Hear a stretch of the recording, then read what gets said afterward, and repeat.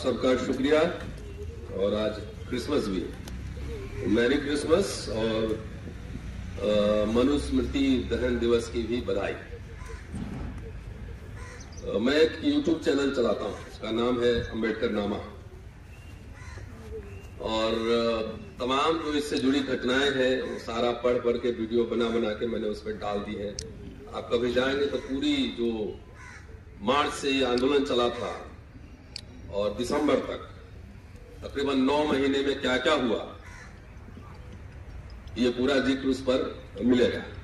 और मैंने इसलिए किया कि मुझे लगता है कि मोटी मोटी किताबें पढ़ना, डॉक्टर अंबेडकर की राइटिंग्स सबके लिए संभव नहीं है। लोग बिजी में रहते हैं, नौकरी पेशा वर्ग है, काम करते हैं। तो आप अगर पढ़े नहीं तो कुछ भी करते रहे, कभी मौका मिले तो सुन ले, एक एक लाइन उसमें डला हुआ है। बहरहाल आज मैं सोच रहा था कि मैं कैसे शुरू करूं, तो ये जो तालाब का आंदोलन था चावदार, ये हाई कोर्ट तक पहुंचा, Mumbai high court, Bombay high court. पानी का अधिकार तो स्थापित हो गया, लेकिन बॉम्बे हाई कोर्ट उस समय इस बात पर कोई निर्णय नहीं दे सका कि अस्पृश्यता वैध है या अवैध है, अनटचेबिलिटी वैध है या अवैध है। और ये मैं क्यों याद कर रहा हूं कि उस समय ब्रिटिश हुकूमत थी और अस्पृश्यता अवैध नहीं घोषित किया गया था उस समय तक। 1934 तक बॉम्बे हाई कोर्ट में यह मुकदमा चला था। आज हम आजाद भारत में 95 साल हो गए उस घटना, संविधान लागू है और कानूनी रूप से अस्पृश्यता खत्म। बावजूद इसके इस बात का हमें मूल्यांकन करना है, समझना है कि आज स्थिति बद से बदतर हुई है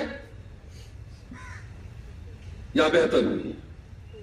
संविधान और कानून लागू होने के बावजूद, अनटचेबिलिटी को कानूनन खत्म करने के बावजूद, आज भी अगर बच्चा स्कूल में मटके से पानी लेता है तो पीट कर उसकी हत्या कर दी जाती है। आज भी अगर कोई मूछें रख लेता है तो उसकी हत्या हो जाती है। ये सारे उदाहरण मैं भी लेटेस्ट दे रहा हूं, राजस्थान से आए।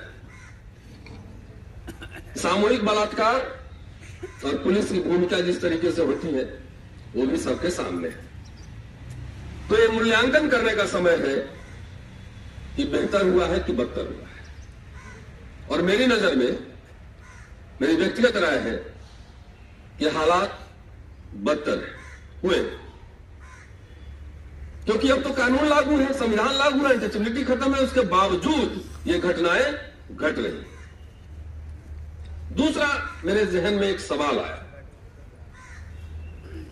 कि जब पूना पैक्ट हो रहा था तो मैंने पढ़ा कि गांधी ये कह रहे थे कि अंबेडकर मुझे 5 वर्ष दे दीजिए, 5 साल में ये हिंदू सुधर जाएंगे। गांधी, मुझे लगता है जहां तक याद है, वो मंदिर नहीं गए। गांधी पे भी हमले हुए थे, अनटचेबिलिटी खत्म करने का जो आंदोलन था। तो गांधी से 5 वर्ष मांगे थे कि हिंदू सुधर जाएंगे, लेकिन इतिहास की विडंबना और त्रासदी देखिए। ये महाराष्ट्र के एक ब्राह्मण ने, एक हिंदू ब्राह्मण ने उनकी हत्या कर दी। आज तो 95 साल हो गए हैं। जिस हिंदू की बात गांधी कर रहे थे, जिस हिंदू की बात अंबेडकर कर रहे थे, जिस संस्कृति की बात डॉक्टर अंबेडकर कर रहे थे, क्या वो सुधरा है या बिगड़ा है? बिगड़ा है जी, बिगड़ा है। सुधरा है या बिगड़ा है? अब इसका संदर्भ बता देता हूं कि जो लोग मनुस्मृति में विश्वास करते थे, मनुस्मृति सिर्फ एक ग्रंथ नहीं है। जाति, वर्ण व्यवस्था, अस्पृश्यता को एक तरह से वैधता प्रदान करता है, लीगलाइज करता है। इसीलिए मनुस्मृति का दहन किया गया था। ऋग्वेद और मनुस्मृति में काफी अंतर है। तो क्यों जलाया गया था? वो हिंदू जो मनुस्मृति में विश्वास करता था, वो अंबेडकर का पुतला दहन करने वाला लोग नहीं है। और वही हिंदू जिसके खिलाफ अंबेडकर थे और गांधी भी थे कुछ हद तक, वो आज हुकूमत में है। ठीक है, वही लोग हुकूमत में है, इसीलिए मामला थोड़ा सा संजीदा है और इसमें डराने की कोशिश बहुत होती है। मैं लेकर आया हूं जहां पे मूवमेंट डॉक्टर अंबेडकर का पूरा इसमें समरी है और कुछ अंश आपको मैं पढ़कर बताऊंगा भी। बार बार डॉक्टर अंबेडकर लिखते हैं कि जब भी गांव में किसी हिंदू को, हिंदू का मतलब सवर्ण हिंदू कहते हैं, लगता है कि अस्पृश्य विरोधी हो गया है, विद्रोही हो गया है, और विद्रोह का पैरामीटर क्या है? पानी पी लेना, खाना खा लेना साफ, ये उनकी नजर में विद्रोह है। कि जब भी किसी सवर्ण को लगता है कि अस्पृश्य विद्रोही हो गया है, तो सबसे पहला काम वो क्या करता है? सबसे पहला काम करता है कि अस्पृश्यों का सामाजिक बहिष्कार कर देता है, उसका सप्लाई बंद कर देता है, दुकान से कोई सामान नहीं देता है, खाने के लिए सामान नहीं देगा, मजदूरी नहीं देगा, काम नहीं देगा, और कहते हैं कि ये जो बहिष्कार है, सोशल बहिष्कार, वो गांधी के असहयोग आंदोलन से भी ज्यादा प्रभावी, कि अस्पृश्यों को मजबूर कर देता है कि गांव के सपृश्यों के दया पर वो रहे। आज क्या हो रहा है? अभी मेरी गिरफ्तारी की बात हो रही थी, दिल्ली यूनिवर्सिटी में तो 10,000 टीचर पढ़ाते होंगे, अगर शेड्यूल कास्ट के ही टीचर को ले ले तो 2-3 हजार टीचर पढ़ाते होंगे, 2,000 तो कम से कम है दिल्ली यूनिवर्सिटी में, खाली कह रहा है। तो बाकी की गिरफ्तारी नहीं होती है, बाकी के मुकदमे नहीं होते हैं, बाकी के प्रमोशन नहीं रुकते, मेरा क्यों रुकता है? वो तो आप फाइनल देखे थे जब गिरफ्तारी हुई थी, आके यूनिवर्सिटी में देखिए, तो उसको लगता है व्यवस्था को, प्रिंसिपल को, चेयरमैन को, वाइस चांसलर को, ये आदमी विद्रोही हो गया है। क्यों? मैंने कोई गैर संवैधानिक बात नहीं कही है। एक इतिहास का छात्र होने के नाते जो मेरा ओपिनियन हो सकता है, मैं अपनी ओपिनियन रखता हूं। क्या ये जो पूरा मसला है, वो टेलीविजन स्टूडियो में बैठकर पंडित और मौलवी साहब तय करेंगे कि क्या कहां पर है, कि काम इतिहासकार का है, हिस्टोरियन, आर्ट हिस्टोरियन तय करेगा। तो यूनिवर्सिटी में भी लगता है कि ये जो लोग सवाल उठाते हैं, तो आप, मुझे वो कष्ट जितना महसूस नहीं होता है, मैं समझ सकता हूं कि आगे वाला जो मेरा अथॉरिटी है उसके अंदर कितना कष्ट होता होगा। क्यों? क्योंकि प्रथाएं, डॉक्टर अंबेडकर लिखते हैं कि कोई घर में हो सकता है कि सवर्ण हिंदू के घर में भी मनुस्मृति नहीं हो, अनौपढ़ता हो, लेकिन कई बार किताब और कानून से प्रबल प्रथाएं हो जाती है। घर में ही ट्रेनिंग उसको दिया जाता है, घर में ही सब कुछ सिखाया जाता है, किसके साथ बैठना है, कौन कौन जात है, कौन क्या है, किसके साथ रहना है, किसके साथ खाना खाना है। वो घर में बच्चा पैदा होता है, उसी दिन से ये शुरू हो जाता है, किसको हे दृष्टि से देखना है। तो मेरे जैसा आदमी जब सामने सीना चौड़ा करके जब सवाल खड़े करता है, तो मेरा कष्ट भूल जाइए, उन लोगों को कितना कष्ट होता होगा कि देखिए अब जवान लड़ा रहा है, आंख में आंख डाल के बात कर रहा है। वो स्थितियां आज भी बदस्तूर जारी है। 4 मुकदमे मेरे हाई कोर्ट में चल रहे हैं, 2 बार कुछ नहीं मिला तो महिला से केस करा दो, फर्जी करा दो, 2 बार हरा दिया। भ्रष्टाचार के खिलाफ आवाज उठाइए तो एडमिनिस्ट्रेटिव डिबार हो गए। और मैं बता दूं आपको, मैं दिल्ली यूनिवर्सिटी का शिक्षक हूं, और जितनी किताबें, इतने आंदोलन करने के बावजूद, इतना सामाजिक जीवन जीने के बावजूद, जितने लेख और जितनी किताबें मेरी प्रकाशित है, और वो कोई कुंजी टाइप से नहीं, एक पेज का लेख नहीं, रिसर्च पेपर। ये कॉन्टेक्चुअलाइज कर, मैं अपने बारे में बहुत ज्यादा बात नहीं करता, लेकिन संदर्भ समझने के लिए मैं बता रहा हूं सर। अगर मेरे उम्र का कोई भी व्यक्ति मेरे जितना सामाजिक जीवन में व्यस्तता रखते हुए अगर किसी ने प्रकाशित की हो, ऑन रिकॉर्ड कह रहा हूं, तो मैं इस्तीफा दे दूं कल नौकरी से, मौलिक काम कर रहा हूं। बावजूद इसके फर्जी तरीके से लोग प्रोफेसर हो जाते हैं और मेरा 4 साल से प्रोफेसर ड्यू है, नहीं हो रहा है। उसकी कीमत चुकानी पड़ती है ना, जब विद्रोही आप होंगे तो उसकी कीमत चुकानी होती है, and I am ready for that. मैं उसके लिए तैयार हूं। सरकार ने गिरफ्तार करके भी देख लिया, मैं झुका नहीं झुका। अरे पूरे हमारे बहुजन जमात की मुक्ति की लड़ाई है, उसमें 2, 4, 5 लोग तो देश में बोल रहे हैं। वो अगर मेरे डराने का मतलब है, मेरे डर जाने का मतलब है, वो मेरे पूरी जमात को डराना है। ये है बात।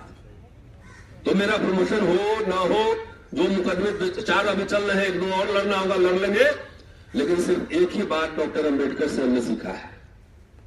बाकी संविधान, किताबें, रिसर्च छोड़िए, सबसे महत्वपूर्ण बात हमने जो सीखा है, डॉक्टर अंबेडकर ने लिखा है कि स्वाभिमान से बड़ी कोई चीज नहीं।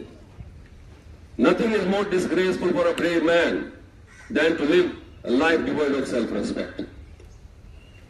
वो यही तो चाहते हैं कि नजर खाली झुका ले, ये नजर झुकेगा नहीं। इसलिए दोस्तों, चुनौतियां बहुत ज्यादा हैं, और पूरे जब ये चैप्टर है, इसका नाम है अस्पृश्यों का विद्रोह, वॉल्यूम 10 में है, और इसको जरूर पढ़ा जाना चाहिए पूरे इतिहास को समझने के लिए। 10-12 पेज का लेख है ये। और डॉक्टर अंबेडकर ने लिखा है कि अंग्रेजों के आने के बाद जो पब्लिक यूटिलिटी के सेंटर्स हैं, पहली बार अस्पृश्यों के लिए खोले गए। तालाब, हॉल, स्कूल, कॉलेज, सार्वजनिक स्थल। लेकिन आज तक इन हिंदुओं ने, कानून संविधान लागू होने के बाद भी, आज तक इन हिंदुओं ने, इन हिंदुओं की बात जब मैं कह रहा हूं, तो उन्हीं हिंदुओं की बात कह रहा हूं जो मनुस्मृति को लागू करना चाहते हैं और जिनके दिमाग में मनुस्मृति बैठा हुआ है। आज भी नहीं लागू होने दे रहे कानून। कह रहे 2 स्टेज में पूरा ये मूवमेंट है। पहला स्टेज है अनुनय विनय का, ज्ञापन देने का, और दूसरा स्टेज है सीधी कार्रवाई, एक्शन। तो एक्शन में सबसे पहला जो इंपॉर्टेंट काम है, आपको ध्यान होगा, वाइकम का आंदोलन केरल में, सड़क पे चलने का आंदोलन, कि मंदिर के पास से अस्पृश्य नहीं जा सकते। मैं तो कह रहा हूं मंदिर ही मत जाओ, जो पैसा बचता है उससे वो लाओ और बच्चों को किताब खरीद के दो, बच्चों को पढ़ाओ, ज्यादा वो ज्यादा प्रोडक्टिव। तो कह रहे हैं मंदिर में बताओ, मैं तो दूसरी बात कह रहा हूं कि मंदिर जाओ ही नहीं। सबसे पहले घर से कचरा साफ कीजिए और दिमाग से कीजिए। जितने आडंबर, पाखंड, कर्मकांड जितने हैं सबको दूर कीजिए। और जिन लोगों ने इसको दूर किया है, आप कॉम्परेटिव एनालिसिस करके देख लीजिए, तुलनात्मक अध्ययन। जिन लोगों ने दूर किया है उनकी प्रगति देख लीजिए, शैक्षणिक और आर्थिक, और जिन्होंने नहीं किया है उनकी देख लीजिए, आपको जमीन आसमान का अंतर नजर आ जाएगा। महाराष्ट्र में है, बहुत सारे लोगों ने बौद्ध धर्म अपना लिया, बच्चे विदेश पढ़ रहे हैं, बहुत सारे ऐसे लोग। नॉर्थ इंडिया में हमारे हिंदी पट्टी में कुछ ज्यादा दिक्कत है, इसलिए ज्यादा इन्हीं को एड्रेस करता। जो पैसे बचा के बच्चों को अंग्रेजी स्कूल में पढ़ाइए। डॉक्टर अंबेडकर अगर नहीं कोलंबिया, लंदन में पढ़े रहते तो डॉक्टर अंबेडकर भी वो अंबेडकर नहीं बन पाते जिन्हें हम जानते हैं। हो सकता है कि उनको सेना में नौकरी मिल गई होती, कहीं और नौकरी मिल गई। इसलिए मुक्ति तो आपकी अंग्रेजी एजुकेशन में है। अंग्रेजी नहीं पढ़ाएंगे कुछ नहीं होगा, मुक्ति का मार्ग तो उसी रास्ते गुजरेगा। तो पहला रेफरेंस दे रहे हैं वो ट्रावनकोर स्टेट में अस्पृश्यों के सड़क आंदोलन का और चावदार आंदोलन। 1869 में महार नगर पालिका बनी थी, और ये पुराना तालाब है, बहुत विशाल और प्राचीन है।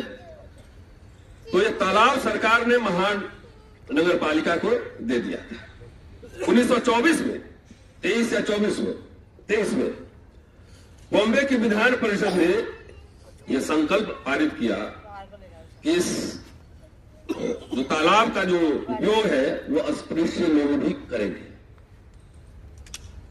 ये मुंबई विधान परिषद का पास किया हुआ है। लेकिन सोचिए, कानून उस समय भी बना, लेकिन सवर्ण हिंदुओं ने लागू नहीं होने दिया।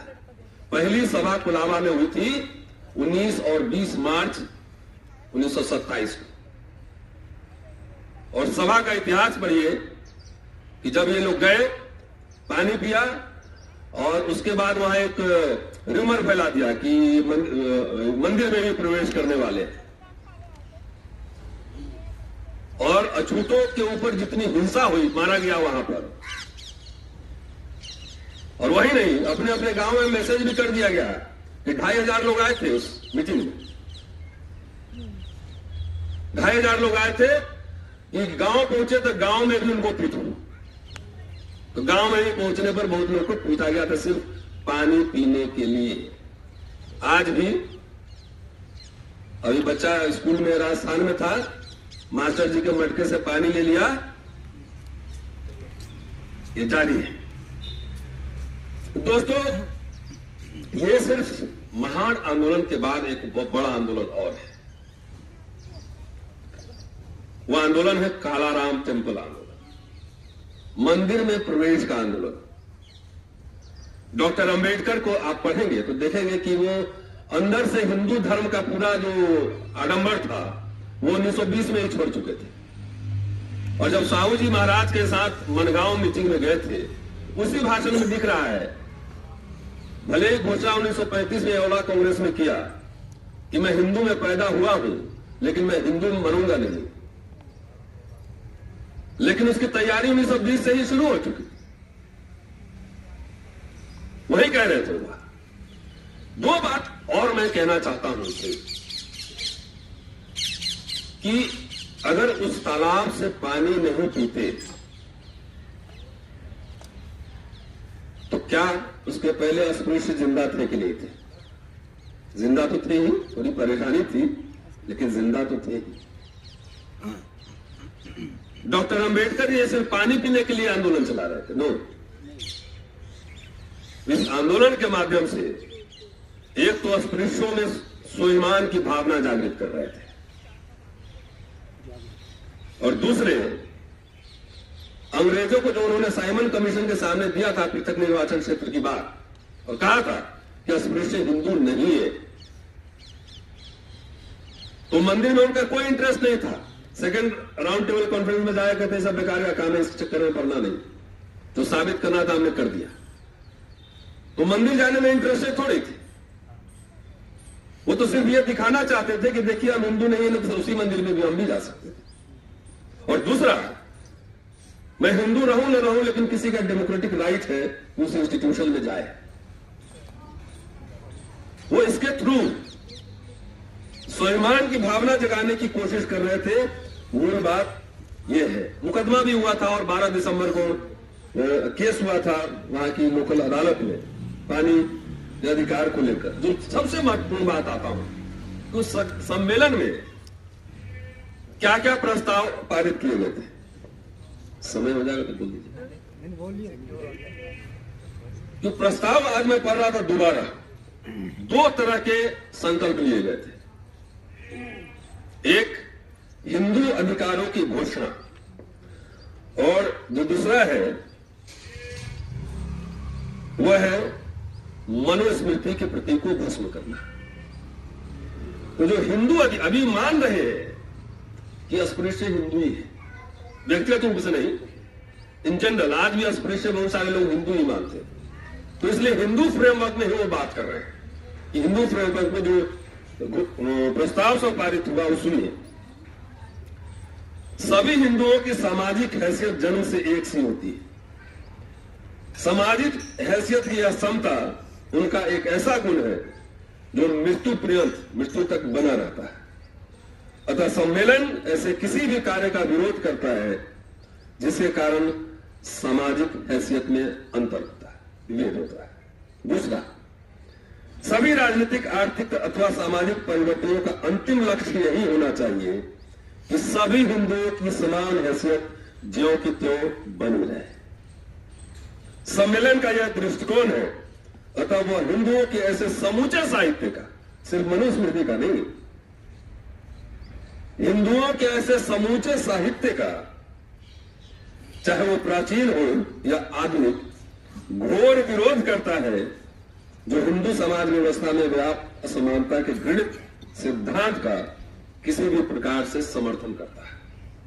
वो इंटायर ब्राह्मणिक जो लिटरेचर है, ब्राह्मणिकल लिटरेचर, उसमें अटैक नहीं है कि अगर हिंदू है तो जितना लिटरेचर है पहले हटाओ उसे, क्योंकि सब असमानता के ऊपर आधारित है। तीसरा, समस्त सत्ता की स्रोत जनता है।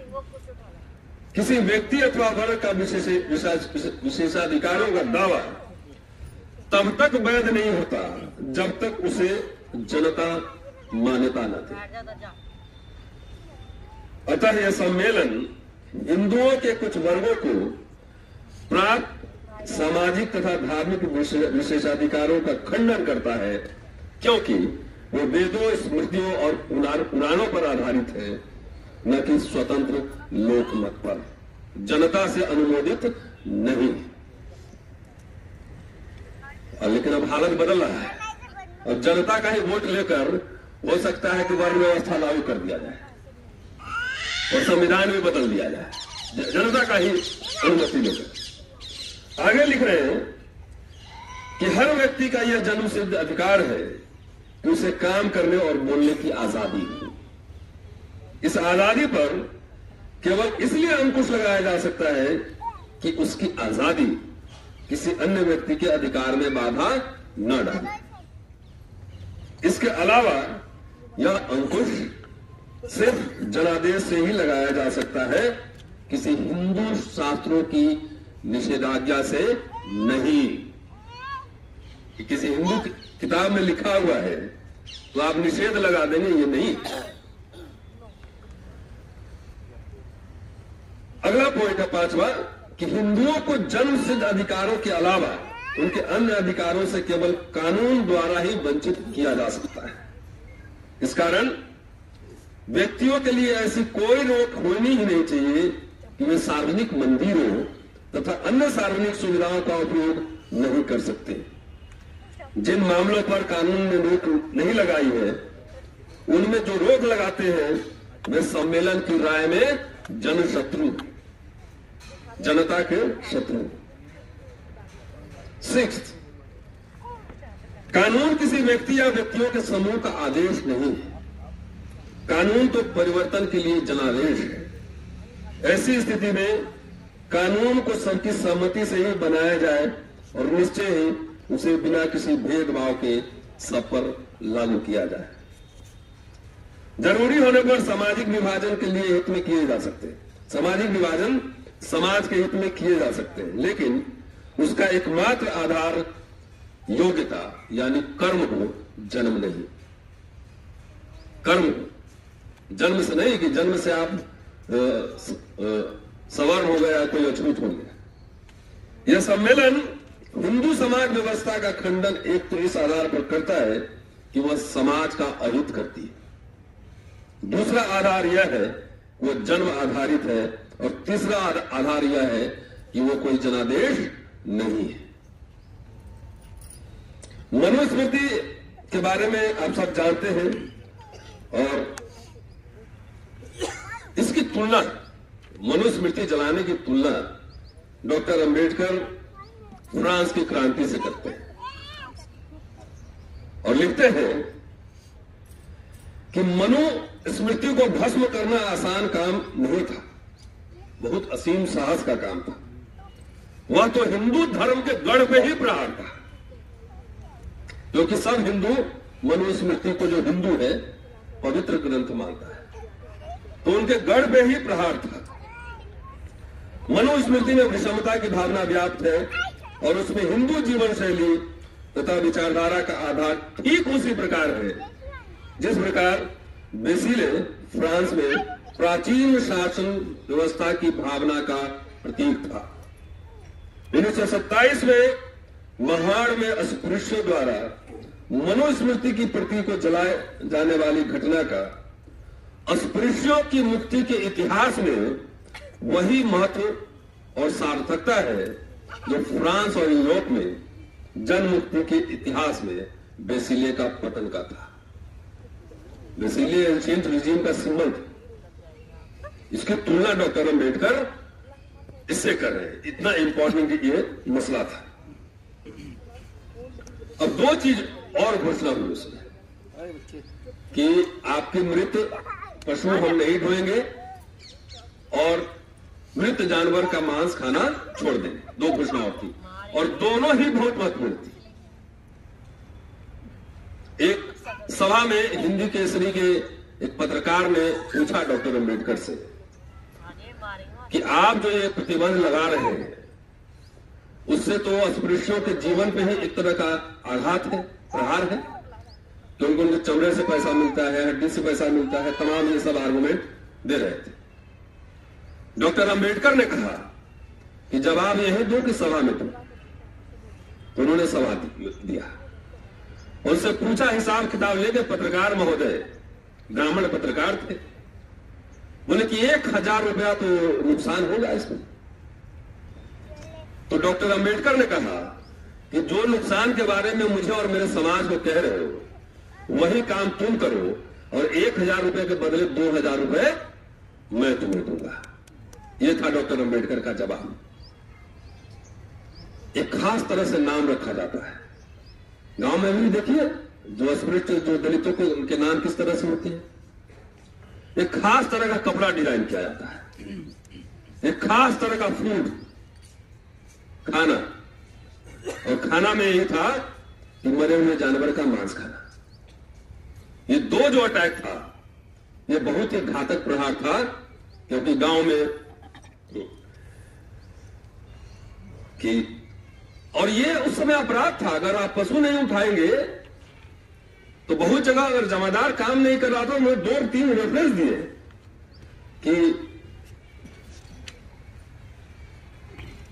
इस संयुक्त प्रांत का रेफरेंस दिया, इन्होंने पंजाब का रेफरेंस दिया है कि कानून था कि जमादार अगर काम नहीं करेगा तो उसमें जुर्माना भी हो सकता है और उसको जेल भी हो सकती है। उसी तरह यह अस्पृश्यों का काम था कि मरे हुए जानवर उठाना है और मांस खाना है उसका। और दोनों का बहुत लॉजिक देते हैं कि कोई भी आदमी मजबूरी में काम नहीं करता है, ना मरे हुए जानवर का मांस खाता है। अस्पृश्यों पर इतनी प्रतिबंध लगा दिए गए हैं, कोई वो काम नहीं कर सकता, उसके पास भूमि नहीं है, खाने के लिए सवर्णों पर आश्रित है, तो ये जो काम कर रहा है वो मजबूरी में काम कर रहा है।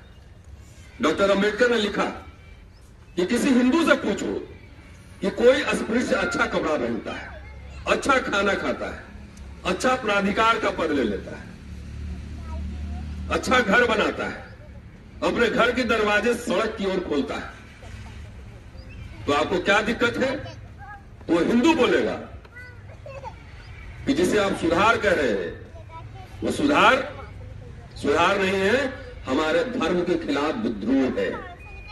और इसकी जड़ें कहां है? इनकी जड़ें धर्मशास्त्रों में, स्मृतियों में। इसलिए आज भी देखते ना गांव में अगर कोई दलित बुलेट पे जा रहा है मोटरसाइकिल पे, तो वहां के सवर्ण देख के कैसे चिढ़ते हैं, तो उनके धर्म में ही है कि एक अस्पृश्य को कैसे रहना चाहिए, उसके टूटे हुए बर्तन होने चाहिए, फटे हुए जो मरे हुए लोग लाश के जो कपड़े हैं उनके कपड़े होने चाहिए, और गहना कैसा होना चाहिए? ब्लैक मेटल, लोहा। टूटे बर्तन में उसको खाना दिया जाना चाहिए। ये लिखा हुआ सब मनुस्मृति में लिखा। इसलिए जो कह रहे हैं बात कि मनुस्मृति पे जो अटैक वो कर रहे हैं वो सिर्फ अटैक नहीं है, वो एक तरह से उनके गढ़ पे ही हमला है। आज मनुस्मृति लागू करने की कोशिश की जा रही है परोक्ष रूप से।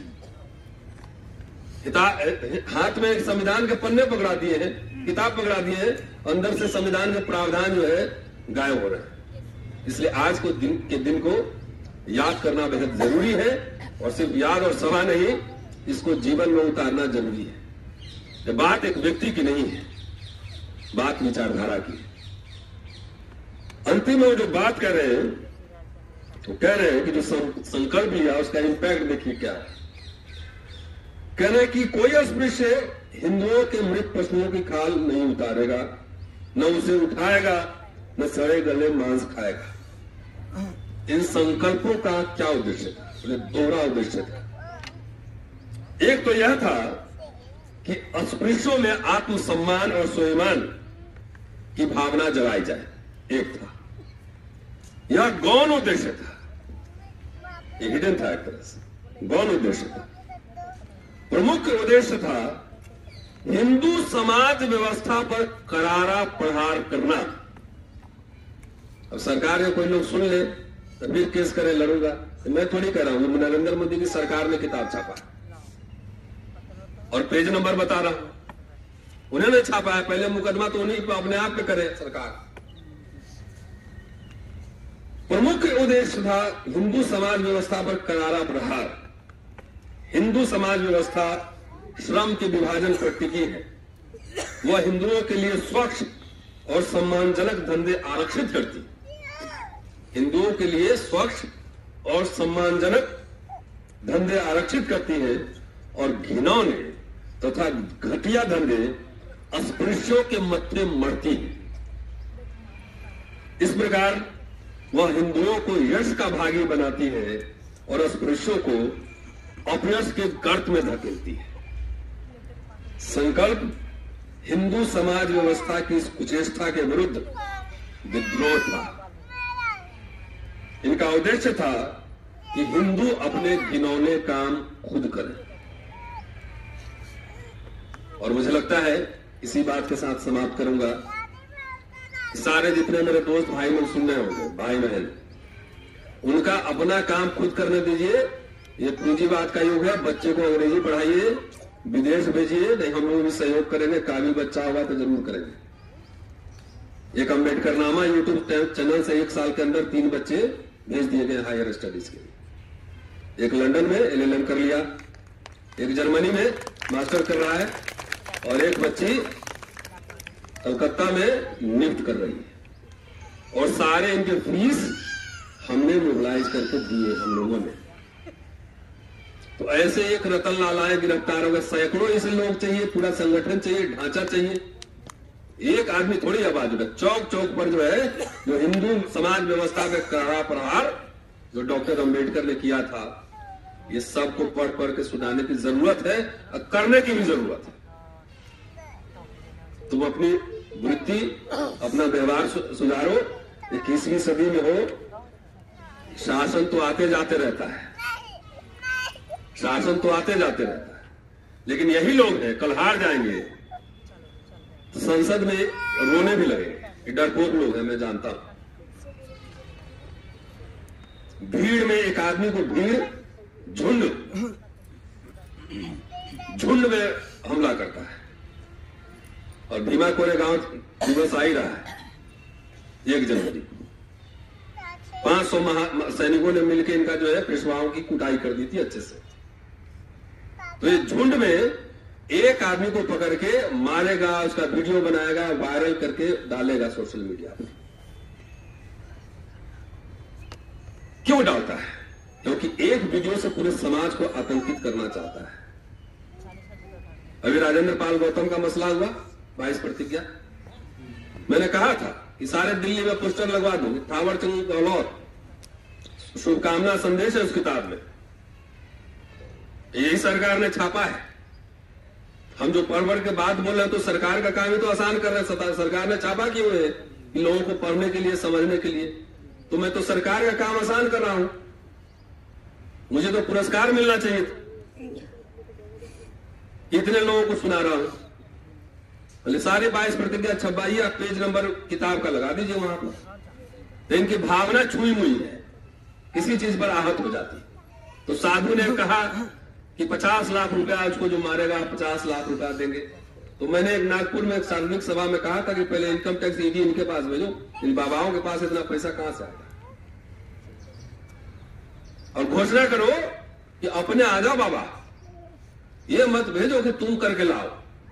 जरा खुद ही आके देखो ना, नंबर कितने आओगे भी बता देना, चाय नाश्ते का इंतजाम भी करवा दूंगा, जरा करके दिखाओ। तो नहीं, अपने नहीं आएंगे, हमारे में से कुछ लोगों को भड़काते रहेंगे। तो ये सब जितना आडंबर पाखंड ये जब तक नहीं छोड़ेंगे, मुझे लगता है दलितों की मुक्ति संभव नहीं है। अंबेडकर साहब को भजने की नहीं, पढ़ने और समझने की जरूरत है। शुक्रिया, जय हिंद।